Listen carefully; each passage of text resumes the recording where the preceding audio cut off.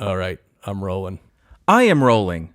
Super. Dude! Dude! Are you slightly poking fun at the way I start my shows? I am not. I legitimately love how you start your shows. Cool. I am just very excited to be on the show. That's why I am screaming as well. Sweet. Well, you know what's funny? Not funny. It's actually tragic.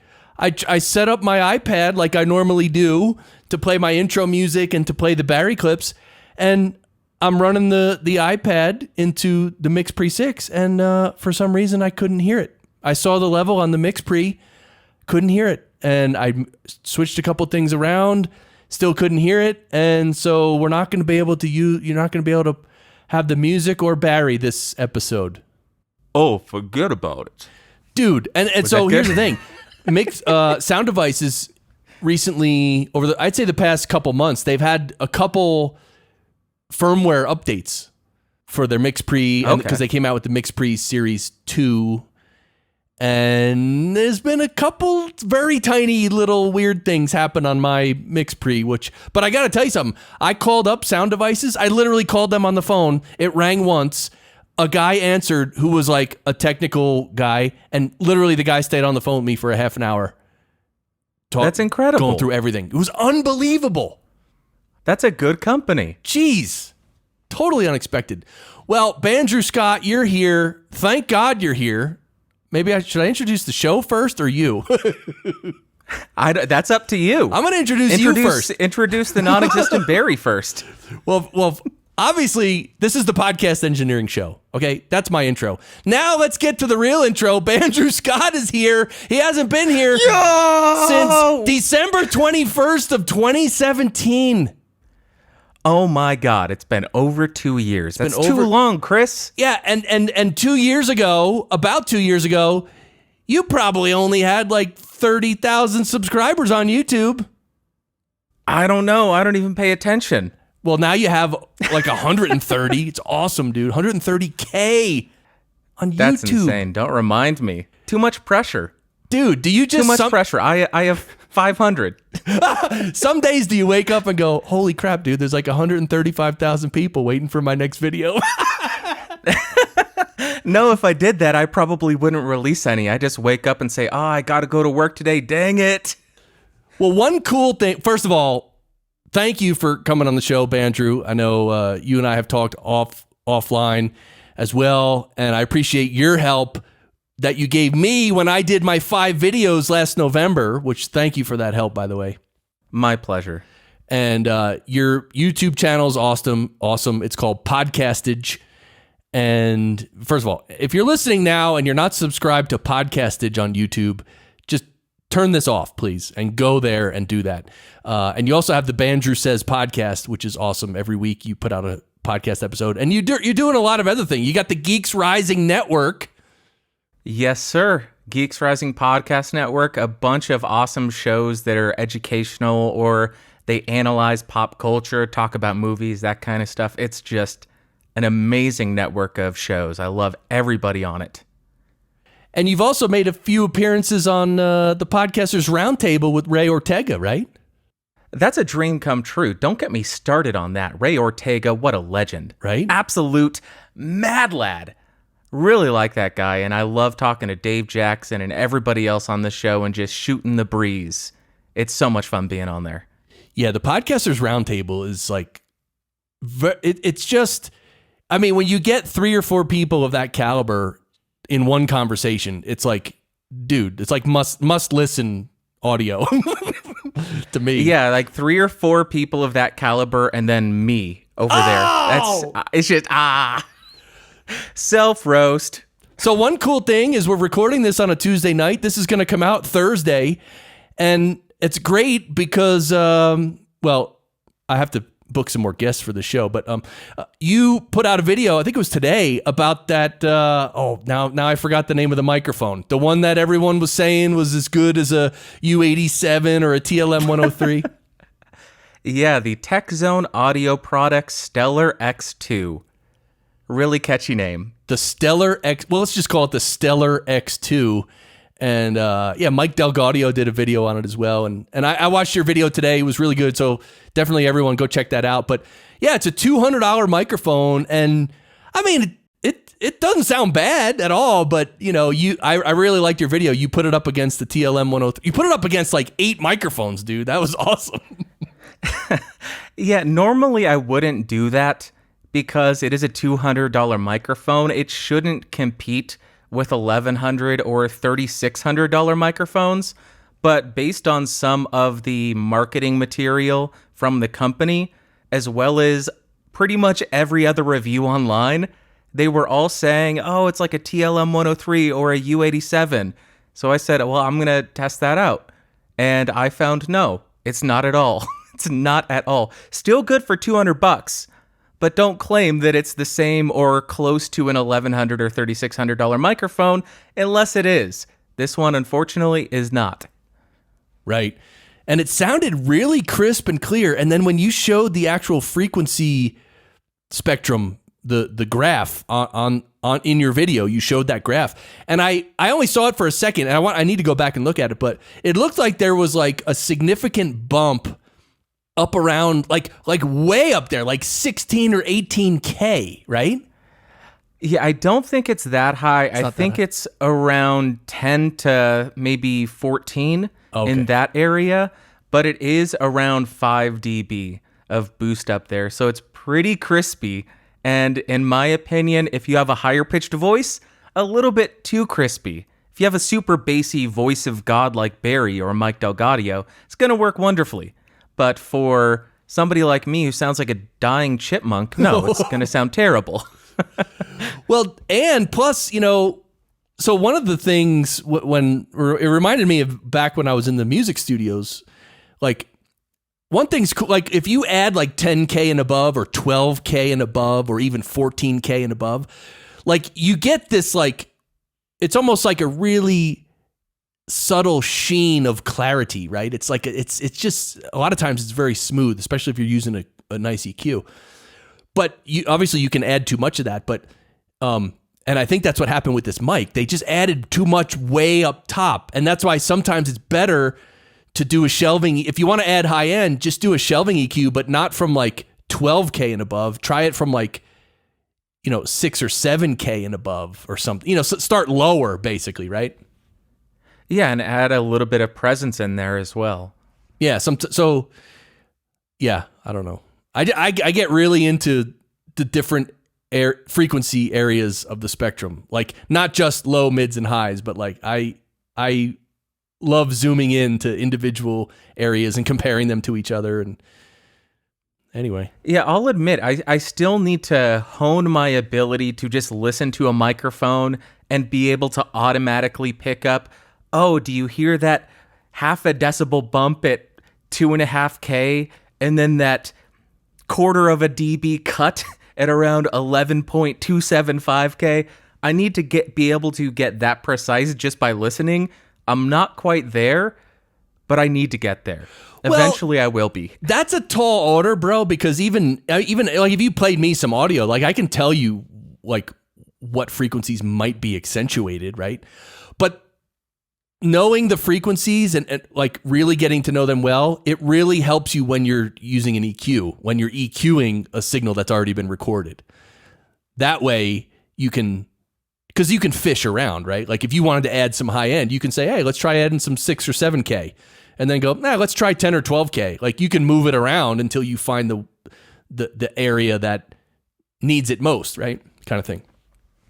Yeah, absolutely. That's whenever I'm doing additive or subtractive EQ, that's exactly what I do. I just make a really tall, narrow Q and to look for exactly the noise that I wanted to get rid of or boost. And then I will widen out the Q and maybe just bump it up 1.5 or 2 dB to get a little bit of that color that I want. Oh, and so I want to go over, so we have a lot to talk about. Let's just start, let's just be real about this, because you have an awesome studio. You have a bunch of video cameras. Obviously, you make YouTube videos, really good ones. And you also do your podcast, which is, you also record your podcast on video as well. And then you have guitars and amps You have some good pro audio outboard gear. You've been really investing, and you got like, you have all those empty boxes of all the gear you buy. And one great video is when you put all the boxes in the doorway, and then you came crashing through the doorway. That was so cool. That was a lot of fun. That I hated keeping all of those boxes because I have such little space as it is, let alone when I start to collect dozens and dozens of boxes and just stack them in my hallway, waiting until I have enough to make that video. It was just a huge pain, but I liked the outcome of that. That was a lot of fun to do. Right? So I'm curious, if you had to, like, as best as you can guess right now, how many microphones do you have in your place of living there? Oh, man. 400, maybe? What? I would say 400. Wait, what? 400? Yeah, probably. I think I have, just for handheld dynamics, 75, maybe? Yeah, I have a problem, Chris. Wow! That's why I have come on this show. I need help. Wow, do I need my Barry clips right now? Oh. Dude. It's out of hand. It's really bad. Dude, I'm jealous though. I really am. Really, I am. It's a gas person's dream, but a hoarder's dream, but a clean freak's nightmare. And now we know why you don't want anyone to know that you live in southern Mexico. Oh wait, I wasn't supposed to say that. Exactly, yeah. Down here in Guadalajara. Yes. Is that southern Mexico? I actually don't know. Me neither. I don't even know if that's Mexico. Sounds Mexican. Oh. Who knows? How awful are we? Okay. All right. So, all right, let's go through. So the normal speed round on the show, as you know, because you were on it, obviously December 21st, 2017. And so the speed round is where you're going to tell us your normal setup. All right. You're going to do an episode of your podcast. Let's focus on your podcast right now. The Bandrew Says Podcast.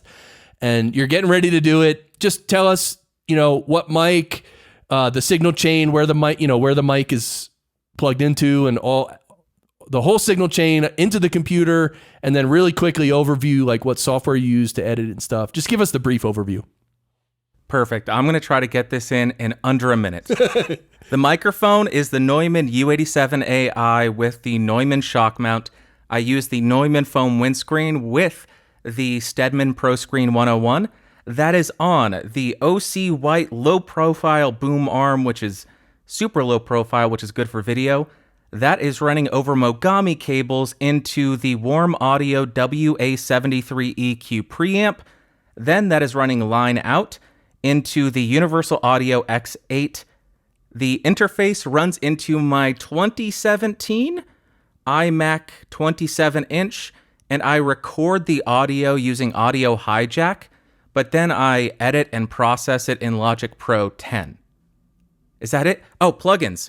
I do Mouth Denoise by RX7. I do the LA-2A from Universal Audio plugin, compressor.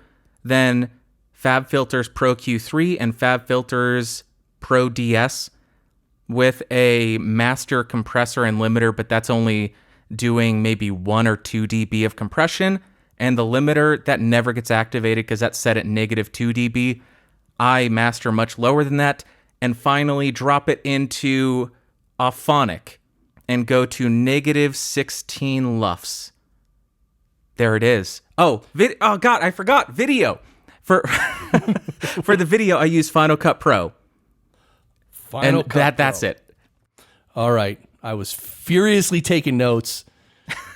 I spelled everything wrong. All right. I'm one of the world's worst typers. I don't know. I really think I should just start from scratch and just like literally take a typing class and learn how to type. I think I should. But, well, dude, your setup is really awesome. First of all, the Neumann U87ai.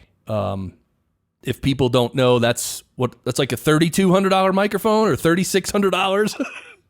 Yeah, so 3200 if you just get the microphone with the standard mount, but if you get the windscreen, the shock mount, I think it comes with a cable also. It pumps up to $3,600, so it's probably the most expensive shock mount on the market, really. Wow. Yeah, but that mic is just awesome. I mean, the U87 is legendary in music for many, many years. It was in the mic locker. There were many of them in the mic lockers of all the studios I worked at because you just had to have one.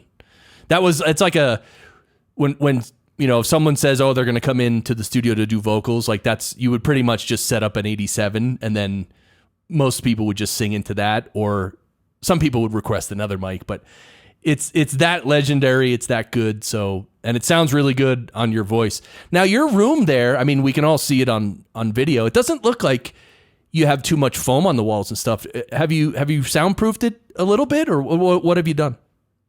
Yeah, a little bit. So I just upgraded all the foam. I used to have just the cheap stuff you get off Amazon, but I upgraded to some stuff from Audimute, and I have those on both my right and left side. Then behind my computer, I have a big sound dampening blanket from Audimute. And then on my right-hand side along the long wall, I added 2 huge sound blankets from Audimute as well to cover my windows.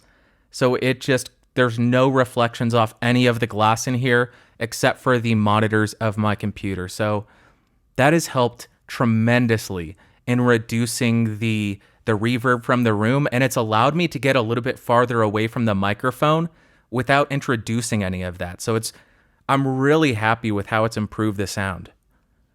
That's awesome, and it's really, as you mentioned, since you're using a large diaphragm condenser, it really helps to have the room deadened a lot because those large diaphragm condensers, they're so sensitive, So.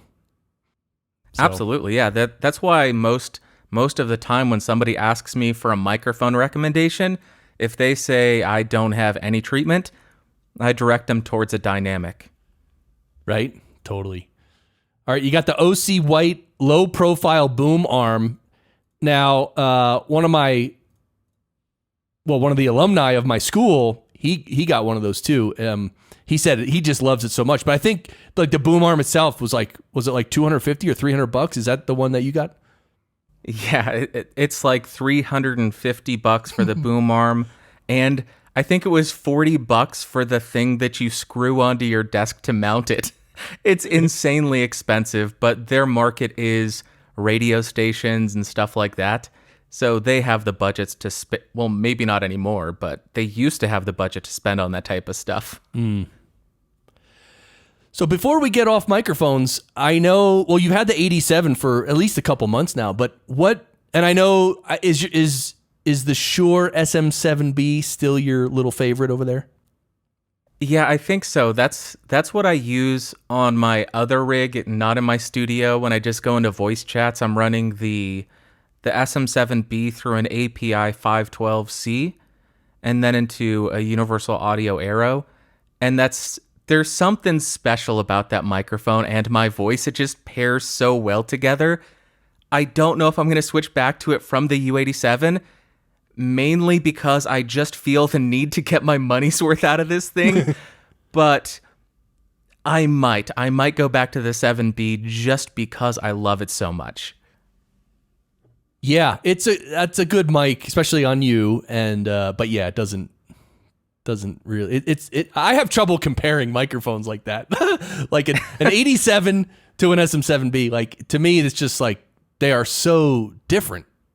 Both good. Yeah, absolutely. Yeah, they're so different.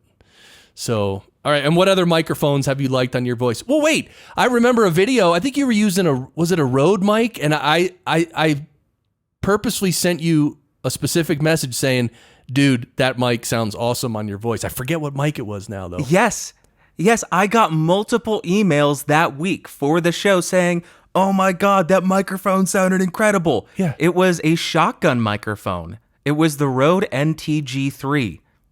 And I got multiple emails of people saying, that's the best the show has ever sounded.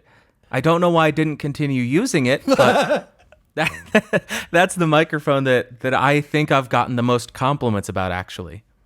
That's interesting. I just thought of the Bandrew challenge. You want to know what it is? Absolutely. I want you. Well, I want you. You're going to record your voice saying like maybe a sentence or two, the same sentence or two, and you're going to record with each one of your 400 microphones. Okay. And then you're going to have 400 sound clips on the website, and then you're going to, like, you could just say, hey, make it a challenge. Like, okay, go, so people have to go listen to all of them and pick out the U87, pick out the SM7B. I mean, come on, dude. Okay. That's not far off from something I'm planning on doing. It's called Friday Night Mic Fight, and it's going to be a blind comparison of 3 or 4 microphones that I upload the audio to maybe Twitter or my website and have people vote on which ones they like the best. And then maybe the next day I'll disclose what they all were. Just a fun way to create some more interaction on social media and make it a little bit more fun as opposed to me just screaming at stuff. That's great. I love that. I'm into doing that. When you post them, I'm going to try it. All right. So you use Mogami cables, which are, you like using those? Yeah, I don't. So there's a hot debate whether or not the higher end cables actually do anything for your audio. I am not sure if it actually creates a nicer top end to the recording, or if it's just the durability and the RF interference that it can reject. But so far, I have had 0 issues with Mogami, and I think they have a lifetime warranty, so I can just send it back to them or say, hey, this cable broke, send me another one. Right. And that makes the $50 or $40 totally worth it. Yeah, and I think, like even me from all my studio days, like I know there's a difference with cables. It's like it's not just random companies putting cables online and then just one company decides, oh, we'll charge $50 for this mic cable where the other companies charge $15. Like there is a technical difference, right? And they have been tested at some point. I can't cite the testing off the top of my head, but it is true. They are better now, but the question is how much better and is it worth it? So it's a good question. Yeah, that's it. That would be an interesting test to, maybe you have some insight into here. What do you think I could use to act as an RF generator to see how well different cables reject the interference? Maybe a cell phone, would that work? Wow, yeah. I don't know. I don't know if RF is the same. I got this meter that I think it detects RF because I got it because like the Wi-Fi emits signal, like everything is emitting signal these days. Oh yeah, they're called EMFs, electromagnetic field meters. So it's a meter that measures the field, and so like Wi-Fi routers, they emit a bunch of electromagnetic signal. And the electric meters on the side of your house, some of those are like wireless now. They'll like read your meter and just beam it up to the sky back to the company. So the guys don't have to walk around the neighborhood anymore reading meters, right? All those things emit electromagnetic frequencies, but I don't know if the RF that you're asking about is part of that. But I know when I tested with my EMF meter, the microwave oven was like the strongest thing. Like the meter, I thought it was going to blow up. I thought my meter was just going to fry in my hands. The meter went off the charts red from a microwave oven. So I don't know, maybe you could run the mic cables under or near or under or on top of a microwave oven. Yeah, I'll bring a microwave oven and start cooking some popcorn while I check to see if they reject that interference. No. I like that. Do a test and eat some popcorn. Wow. Oh my God. All right, you got to video that though. You got to, you video everything. Do you do anything audio only? I do, actually. I have a super duper extra secret podcast where I just talk about movies. and it's called I Watch Movies, and that is only an audio podcast, and this is the first time that I have publicly announced it outside of the outro of one of my shows. So yeah, I do that, and it's so much easier. I gotta say, it's so much easier. I don't know why I don't do audio for everything, because when you add video, multiple angles, it just becomes such a headache. But that's where a lot of the audience is. They want video, so you got to be there. Yeah, you're giving people what they want. And that's why you have a really great channel with a lot of subscribers. I mean, if you tried to do something similar in podcast only, I mean, then it'd be similar to me. And I have my listeners number in the tens for sure. I mean, it's, you know what I mean? Like there's like 3 people sitting around a table listening to this show. I think that's about it. Well, I'm one of them, so can I get an invitation to this meetup? I don't understand where my invitation is. I want to hang out with PES fans and listeners as well, but no, just leaving me out. It's like freaking high school all over again. Thanks a lot, guys. So I didn't talk to you about this earlier. I just thought of it now, but I am going to say it on the show that you and I should organize a podcast engineering retreat. And for like a whole week, we'll bring all your gear. I'll bring all my gear, and we'll just go to like a cabin, like a mansion somewhere, and just all hang out in a house for like a week and just record and try stuff and video and try to not get arrested, kind of thing. I am 10,000% on board, because that means escaping society and just hanging out with like a dozen people in the woods in a cabin. And then in the evening, watch horror movies or make horror movies. I don't know. We can do whatever the heck we want. That's right. That'd be amazing. All right. So then, your Warm Audio 73. Is that what it's called?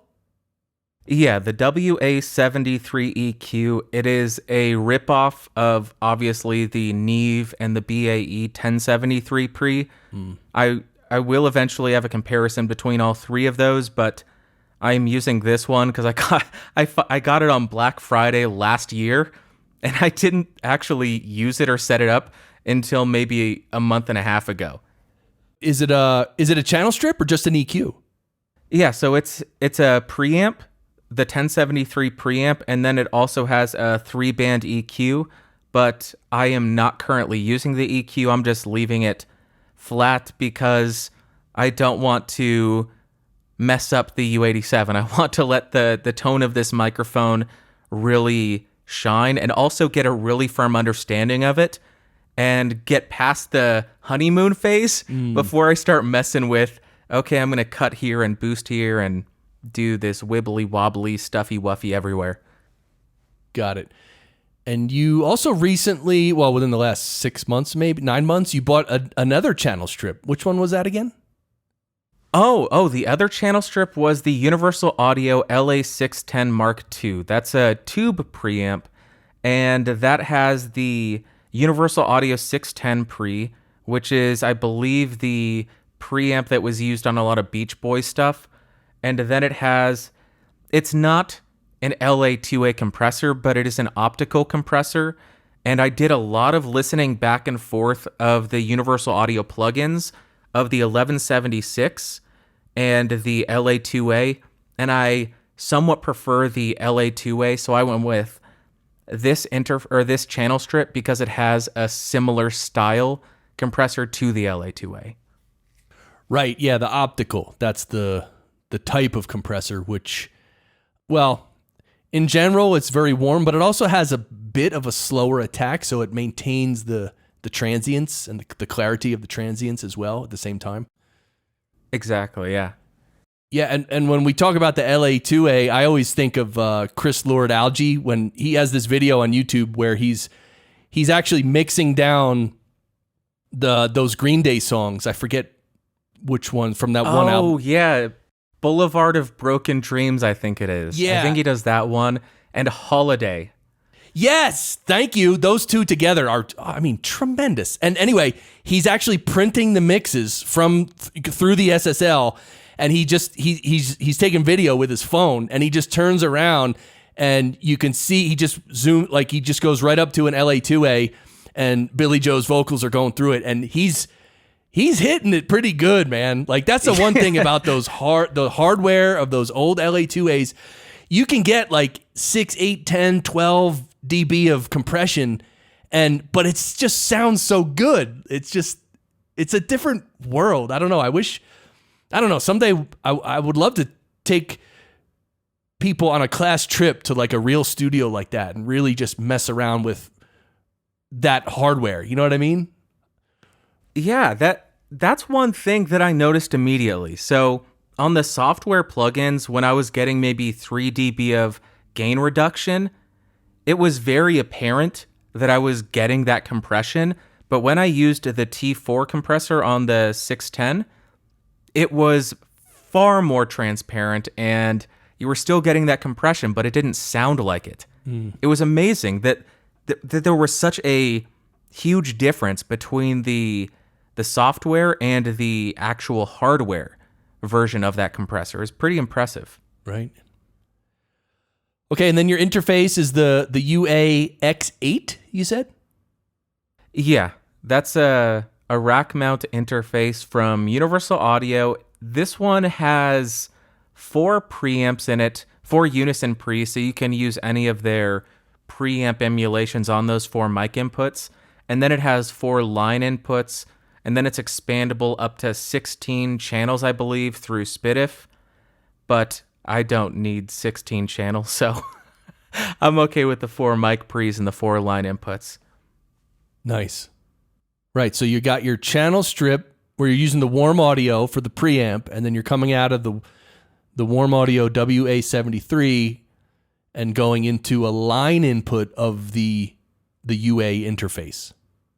Correct, yeah. Then you got a 2017 iMac, and you record in Audio Hijack. Yeah. The reason I do that is I was running into so many issues with buffer size in Logic Pro where I would just get these constant clicks because I didn't have a big enough buffer size or something. My computer was too old and slow. It's 2017. It shouldn't be, but it was. But when I switched over to Audio Hijack, I don't have that during the recording process, so that's why I switched over to recording in that, as opposed to just recording direct into my DAW.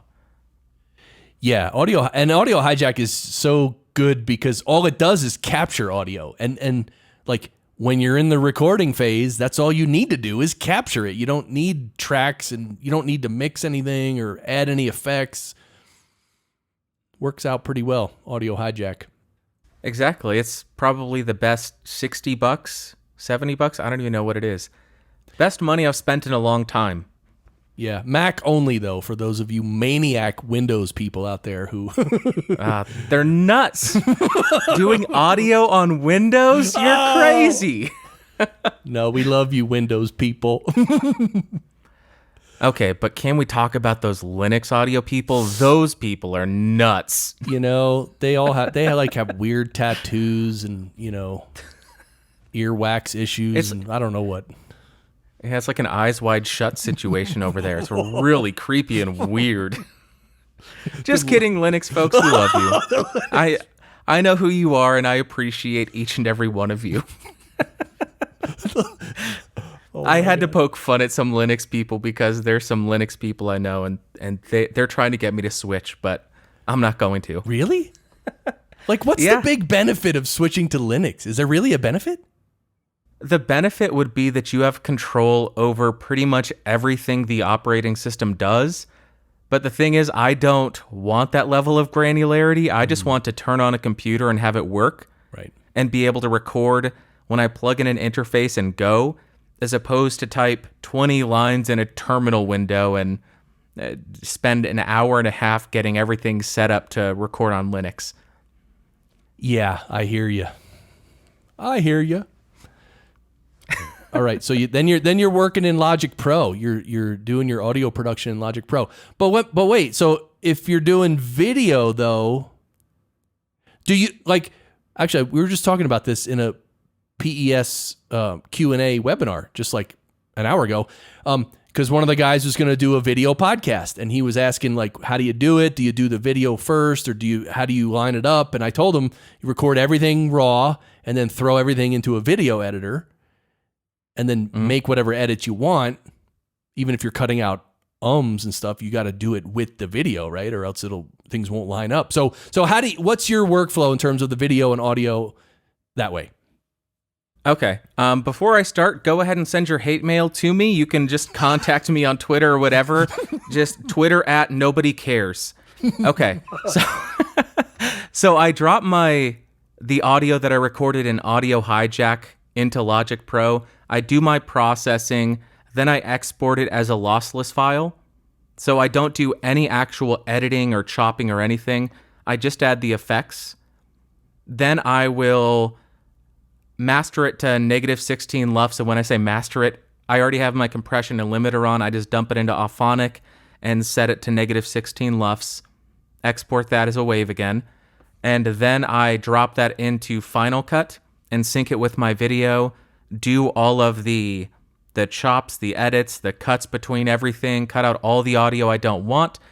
Export that video in the highest quality as I can. Then I will...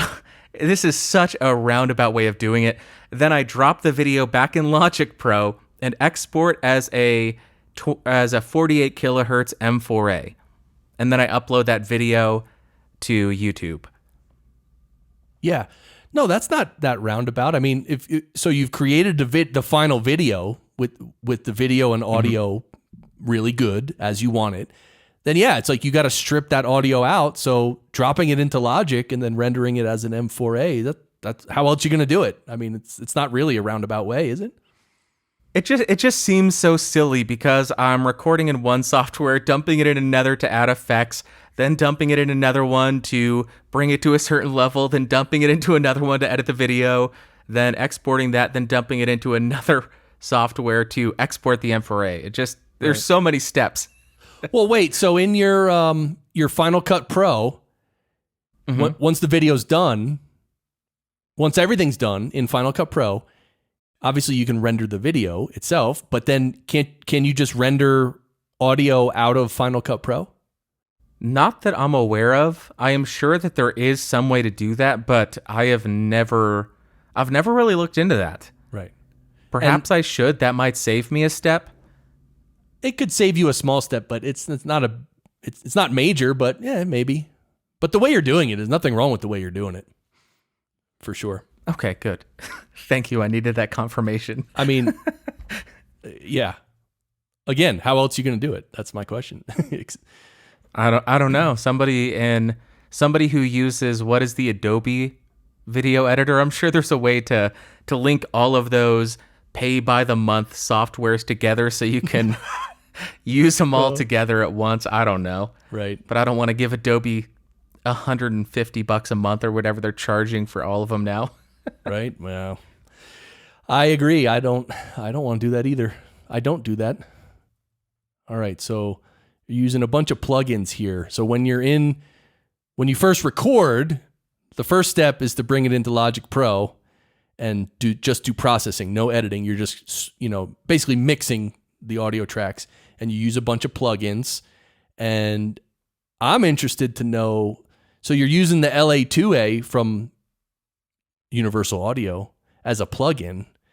Yes. So is that the only Universal Audio plugin that you use? Right now, yeah. Okay. For a while, I was doing the 1176 into the LA-2A, but I wanted to roll it back a little bit and try to get a little bit less extreme with my compression, because I listened back to some older episodes and I just thought, that's too much compression. So I rolled it back to a single one, and then I do have the compressor on my master channel, which is just giving me 1 or 2 dB of gain reduction. And that's just a standard Logic. Oh, that's a Logic Pro compressor? Yeah. Yeah, I don't do the multi-band compressor, although I probably should. I need to take the podcast engineering school to learn the proper way to do that. Well, I was going to say, Chris, can you tell us how I can learn about the podcast engineering school? Now you're getting like Ralph. Ralph is legendary with plugging my school at random weird funny times. It's awesome. No, so what I was gonna say is that you like that Logic Pro compressor that you're using on your master bus, or I mean, have you put it through its paces and like you like it, or you just kind of threw it on there? I just throw it on there. I'm not doing much with it. It's not doing any heavy lifting, so it doesn't really affect the audio too much. And I haven't pushed it to its limits to see where the limitations really are. So it's not something that I would say everybody needs to use the stock Logic Pro compressor on their master channel. I'm in no way, shape, or form saying that. I'm just saying I needed a master compressor, and there was one there, and I didn't want to pay for one from Fabfilter, so I just used that one. Cool. All right, and then you put it through Auphonic to get it to minus 16. All right, but before we go there, you use some other plugins. Use a mouth denoise or the mouth declick. Yes. Mouth denoise. I believe that's mouth declick. One of those. It's the mouth D something. It's the mouth declick. Yeah. From and then there's RX7. the voice denoise. That's the other one. Yeah. So I use the mouth declick because mouth noises are one of my biggest pet peeves, and my mouth produces a lot of them, and it drives me insane. So I use that and reduce any of those, and then I have the Pro Q3, but I don't do anything other than a 40 to 60 hertz high pass filter. I'll play around with it each episode to see where I like the sound of it, but I don't do anything else with the U87. And the last thing I do is the Fabfilter de-esser, because the U87ai, as amazing as it is, I find it to be a little bit on the sibilant side. So I roll that back a touch. Yeah, and the Fabfilter Pro DS is a wonderful de-esser, really. A+. And the Pro Q3, obviously, yeah. Yeah, of all the plugins I've used, this is another situation where I can't say I have put the stock plugins to task, and I have found that the Fabfilters are 100 times better. But based on my use case, they're much more intuitive and just easy to use, and they sound great. That's all I know. When I use them, they get the job done, and they sound good while doing it. So that's why I do it. Nice. All right, so in a lot of your videos, I want to switch to talking about some things you do in the videos, because sometimes a lot of times when you're testing out different microphones, you'll record your guitar, electric guitar, you'll record your acoustic guitar, and then sometimes you'll sing, like you'll almost like play a little riff and sing a little melody over it.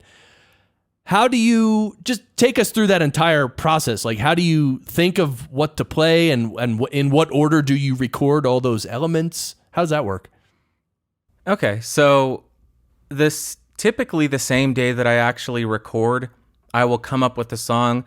I will have been playing with a microphone for a few days, but the day of, I just sit down with an acoustic, come up with some stupid chord progression that I've played 100 times already, and then I just hum a melody and try to come up with something that is at least not terrible.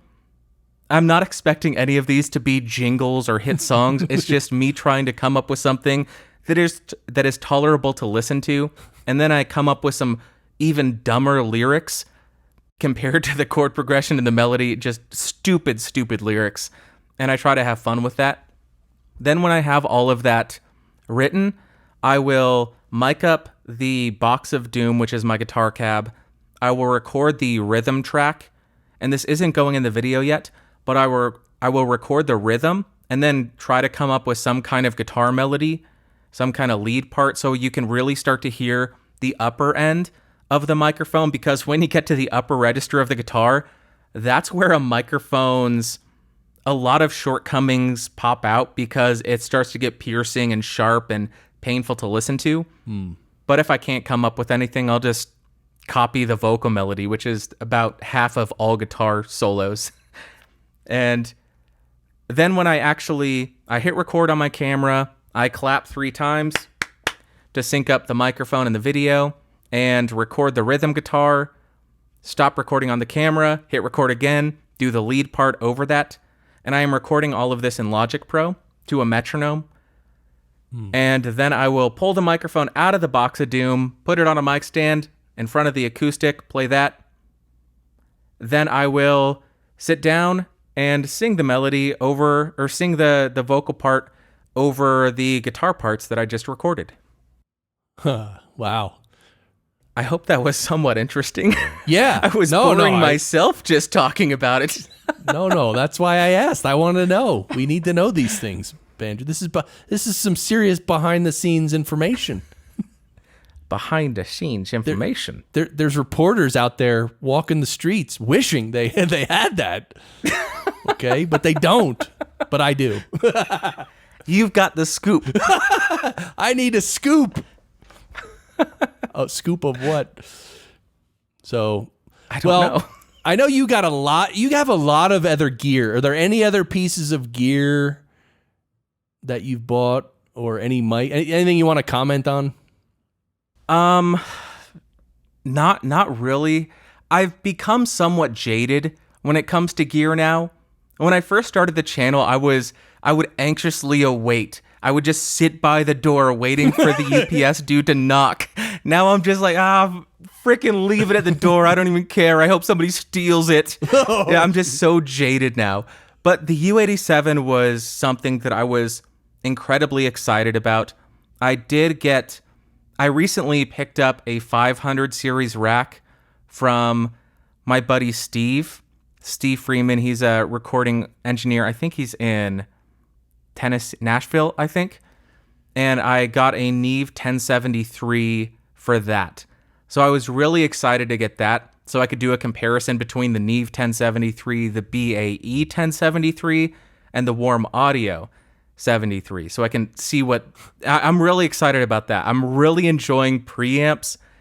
I'm not sure how I'm going to approach reviewing them, but that's just something that I haven't dipped my toes into until the last year and a half, but I haven't reviewed any of them. I've just been enjoying that exploration. So that's what's currently been blowing my dress up, if you'll accept that terminology. I don't know if that offends anybody.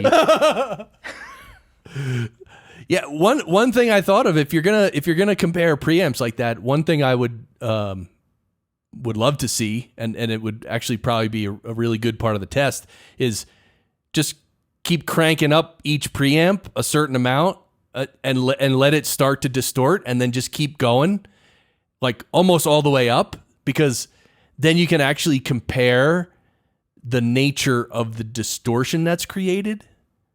Oh, I like that. Yeah, like, so you can compare it normally, that's fine, and it might actually be difficult to hear the differences if you're just using it normally. But if you crank it up and get a little distortion, you can that'll give you a little insight on the quality of the preamp.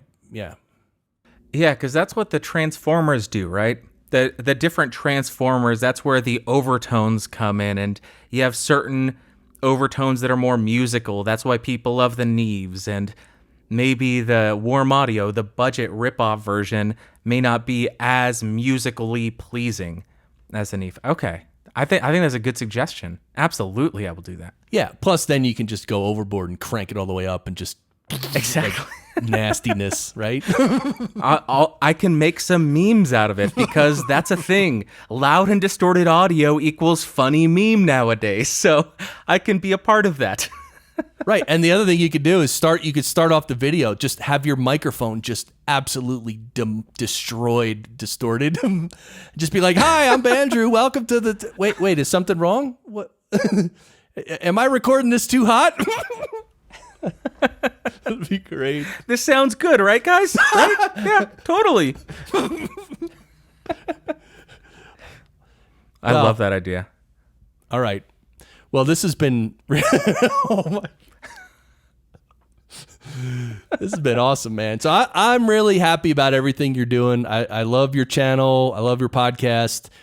I love the fact that you're getting more and more involved in the podcasting space. I would love for you to come to some podcasting events. That'd be awesome. And but really, congrats on all your success, man. I mean, a YouTube channel with 130,000 plus subscribers is no joke, man. And I really,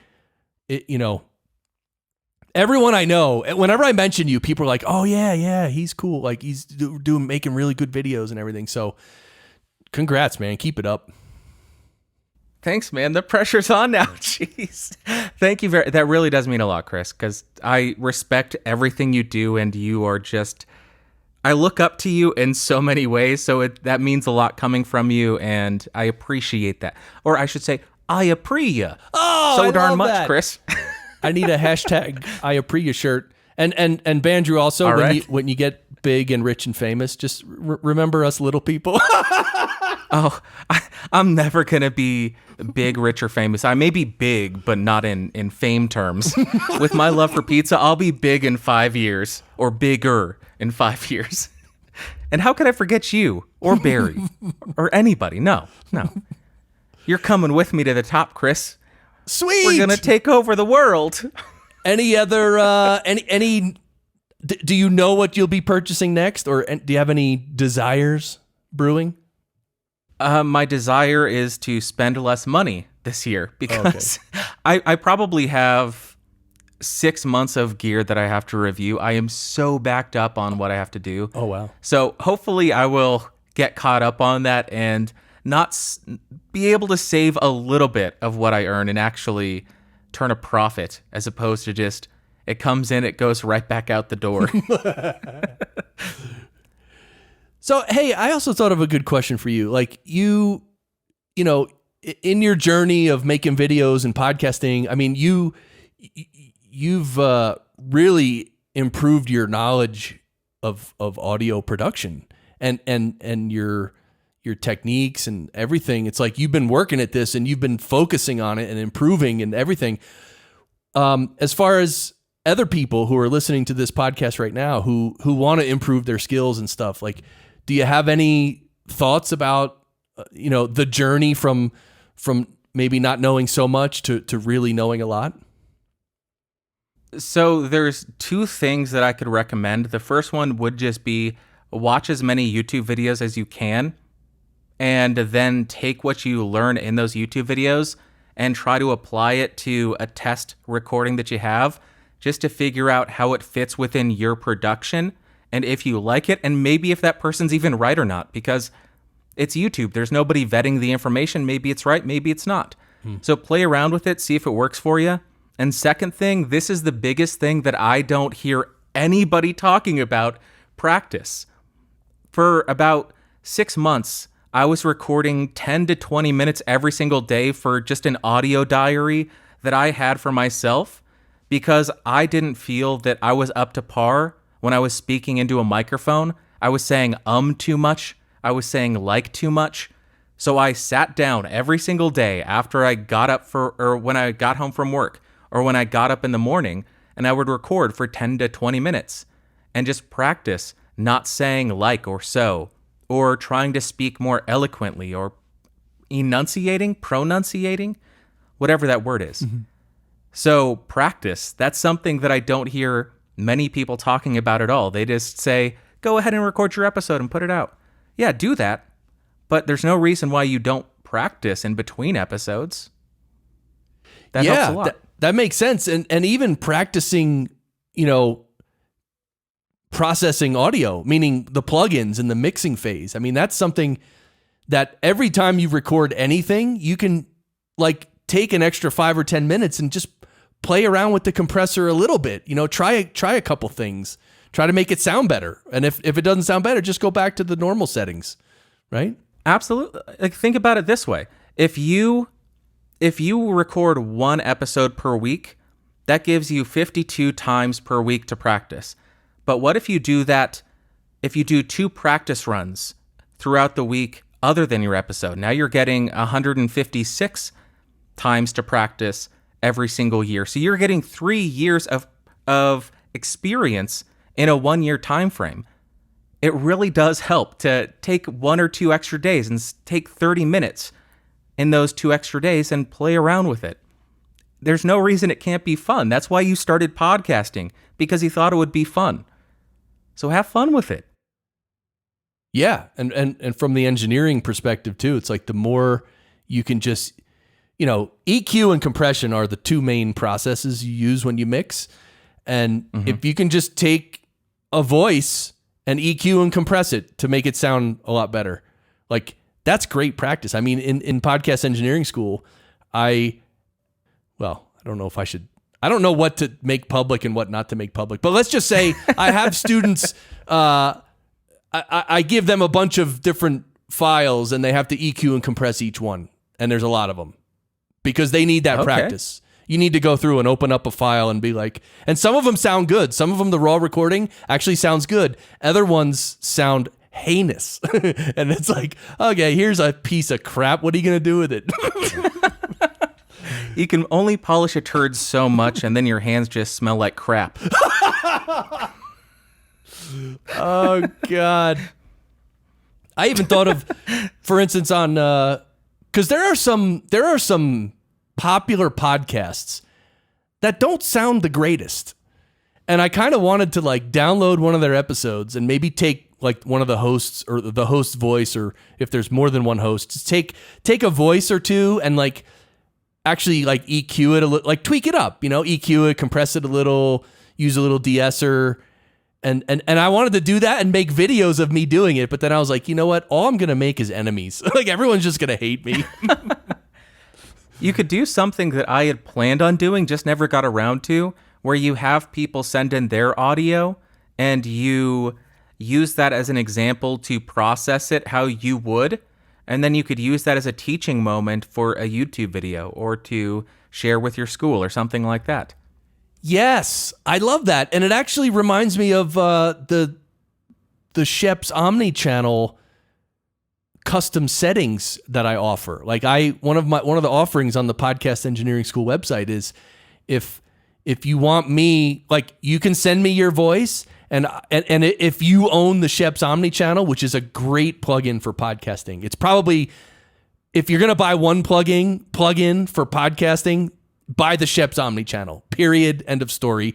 It's that good. It has 2 de-essers. It has saturation. It has everything. It's a channel strip. Compression, EQ, everything. Filters, limiter.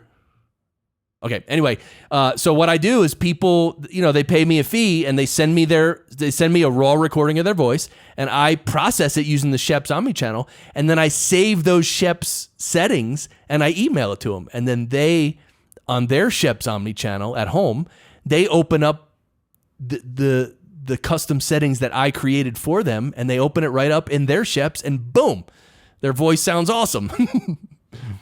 Nice. Yeah. Was it Jim Harold? Yes. Who got that? Jim sounds so good. Yeah, he's a and pro. Jim is such a nice guy. Jim. Hi, Jim. Hi, Jim. I like you, Jim. Hi, Jim. Good for you, Jim. This is the Jim Harold fan club here. Oh, yeah, Jim baby. Harold fan club pulling into the station. Jim Harold. I don't know what I'm doing. Sorry. That's awesome. And I have no Barry clips to parry your train whistle, which is awesome. Thank you for bringing that. I really am derailing the show, pun intended. Well, we almost ended like 10 minutes ago, and then we just kept talking. You can edit any of this out. Oh, no way. Oh, except for the few parts where I couldn't find something. All right. Well, let's end it here. Bandrew, thanks again, brother. Everyone check out the Podcastage channel. And yeah, maybe, well, I know you have serious gear acquisition syndrome. So, probably in another year, you can come back and we'll do this again. My pleasure. Yeah, anytime. I love coming on, and this is one of the shows that as soon as it comes out, it goes right to the top of my podcatcher because I love it so much. So keep up the good work, and thank you for having me. Oh, it's always thanks, fun. Man. And I'm going to predict the equipment you have next time you're on the show. Can I do that? Please. Okay. You're going to have a vintage AKG C12 microphone. I think right now they're what, $13,000, $14,000. Okay. Yeah. You're gonna have a hardware LA-2A. Okay. Original. Will I have a Pultec EQ? Yes, I want you to have a Pultec EQ. I want you to have, yeah. Anyway, I was thinking of a Focusrite, some high-end Focusrite gear. They make some good stuff, man. Anyway, all right, before I start boring everyone, let's wrap it up. Thank you, everyone, for listening. We'll see you next. I didn't even introduce the show, really, but it's okay. We're here every week. Do you want to do the show intro now? Should I do it? Welcome to the Podcast Engineering Show. My name's Chris Curran. What do I say? I don't have my notes. I don't know. All right, anyway, let's get out of here. Thanks, brother. Thank you, Chris. All right, see you.